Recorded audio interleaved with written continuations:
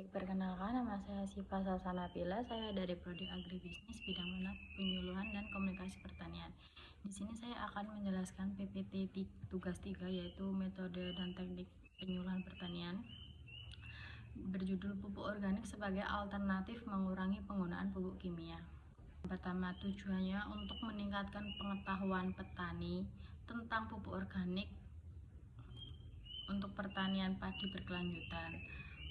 Sasarannya untuk petani padi terutama pada masyarakat desa.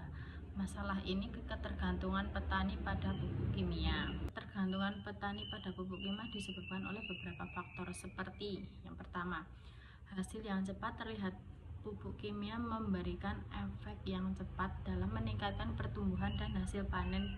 Hal ini lebih disukai petani dibandingkan pupuk organik yang membutuhkan waktu tahan lama. Yang kedua, dukungan subsidi pupuk subsidi pupuk pemerintah di masa lalu membuat harga pupuk kimia lebih terjangkau bagi petani, sehingga menjadi pilihan utama dari generasi ke generasi. Yang ketiga, petani lebih familiar dengan cara penggunaan pupuk kimia dan merasa lebih praktis. Dampak negatif penggunaan pupuk kimia dalam jangka waktu panjang. Penggunaan pupuk kimia secara terus-menerus dalam jangka waktu panjang dapat menurunkan kualitas tahan secara drastis. Dampak utamanya meliputi penurunan kadar bahan organik, rusaknya keseimbangan pH tanah, matinya mikroorganisme penguraian, serta hilangnya kemampuan tanah dalam menahan air yang menyebabkan tanah menjadi keras dan kurang subur. Dampak pada ekosistem. Yang pertama, pencemaran air unsur hara seperti nitrogen dan fosfor dapat larut dan mencemari air tanah serta air permukaan. Eutrofifikasi, kelebihan nutrisi dalam air dapat memicu pertumbuhan alga yang berkelebihan yang kemudian mematikan ikan dan organisme air lainnya. Gangguan sistem air dapat merusak keseimbangan ekosistem akuatik secara keseluruhan.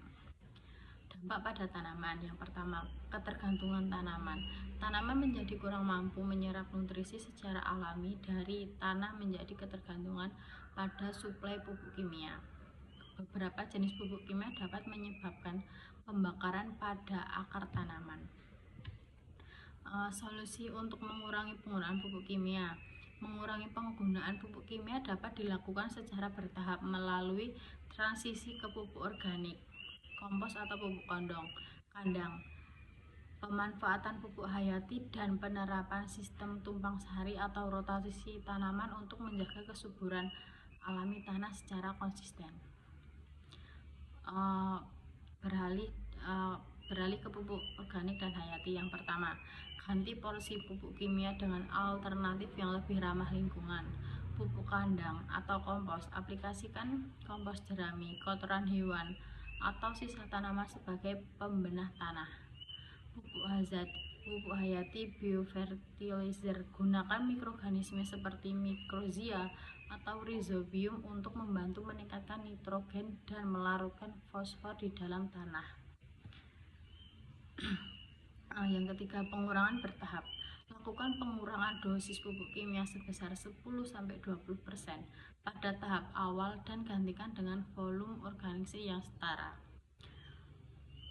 Rotasi dan tumpang sari tanaman. Praktik ini memutuskan siklus hama dan membalikan nutrisi alami tanah. Tanam tanaman kacang-kacangan legume yang bersimbolis dengan bakteri pengikat nitrogen bebas di udara. Ini akan menyuburkan lahan secara alami untuk tanaman berikutnya. Pupuk organik. Pupuk organik adalah jenis pupuk yang berasal dari bahan-bahan alami yang mengandung bahan organik seperti bahan tumbuhan hewan atau bahan limbah pabrik organik lainnya. Pupuk organik secara alami mengandung nutrisi esensial bagi tanaman seperti nitrogen, fosfor, kalium, mikronutrium, dan bahan organik yang bermanfaat. Keunggulan dari pupuk organik. Pupuk organik sangat unggul dalam memperbaiki struktur tanah secara jangka panjang, menyediakan unsur hara, makro, dan mikro yang lengkap. meningkatkan kapasitas menahan air, serta menyuburkan populasi mikroorganisme baik di dalam tanah. Selain itu, pupuk ini lebih aman bagi lingkungan dan hasil panen. Berikut adalah kelebihan pupuk organik yang dirangkum dari berbagai sumber pertanian. Memperbaiki struktur tanah dapat membantu tanah menjadi lebih gembur, sehingga sirkulasi udara dan pergerakan di dalam tanah menjadi lebih lancar. Meningkatkan daya serap air, membantu tanah mempertahankan kelembapan, mengurangi resiko erosi, dan menjaga lapisan tanah agar tidak mudah tercuci air hujan. Yang ketiga, kandungan hara lengkap, menyediakan nutrisi makro seperti nitrogen, fosfor, kalium, dan mikro yang dibutuhkan tanaman secara seimbang. Manfaat pupuk organik untuk tanaman padi. Yang pertama, dapat memperbaiki kesuburan dan struktur tanah. Bahan organik membantu memperbaiki aerasi dan drainase tanah sawah, sehingga akar padi lebih mudah menyerap nutrisi dan berkembang secara optimal. Yang kedua, menyediakan nutrisi lengkap. Unsur hara, makro, dan mikro pupuk organik mengandung nutrisi penting seperti nitrogen, fosfor, kalium, magnesium, dan zinc yang dibutuhkan padi sepanjang siklus hidup. Yang ketiga, merangsang pertumbuhan dari hasil panen, mendukung fase vegetatif. Pupuk organik mendorong pertumbuhan daun yang hijau, tegak, dan akar yang kuat. Kelemahan pada pupuk organik yaitu respon tanaman yang lambat. 2. Kandungan hara yang lebih rendah dan variatif. Ketiga, biaya operasional yang lebih tinggi untuk aplikasi karena jumlahnya lebih besar. 4. Pupuk organik bisa sulit diaplikasikan secara presisi dan membutuhkan waktu untuk terurai sebelum nutrisi tersebut tanaman. Demonstrasi cara membuat pupuk organik sederhana. Pupuk organik dapat dibuat dengan cara yang relatif sederhana di rumah. Metode yang paling umum dan mudah diakses adalah membuat pupuk organik cair. Membuat pupuk organik sederhana bisa menggunakan sisa sayuran atau buah dari dapur. Hanya perlu mencampurkan potongan sampah dapur dengan larutan gula atau bioaktifor seperti E4, lalu mendiamkan dalam waktu tertutup selama 2 minggu untuk prosesi fermentasi. Cara pembuatan pupuk organik. Alat dan bahan yang dibutuhkan: sisa buah atau sayuran, 2. Gula merah, 3. Bioaktivator atau E4, 3. Air bersih, 5. Wadah atau jaringan penutup. Langkah pembuatan yang pertama, persiapan. Potong atau cincang limbah sayur dan buah sekecil mungkin agar proses fermentasi lebih cepat.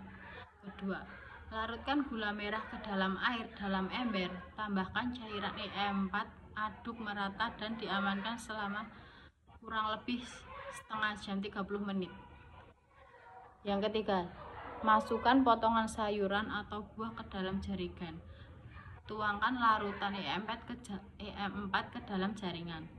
Yang kelima, fermentasi. Tutup rapat jaringan, kocok perlahan agar seluruh bahan tercampur.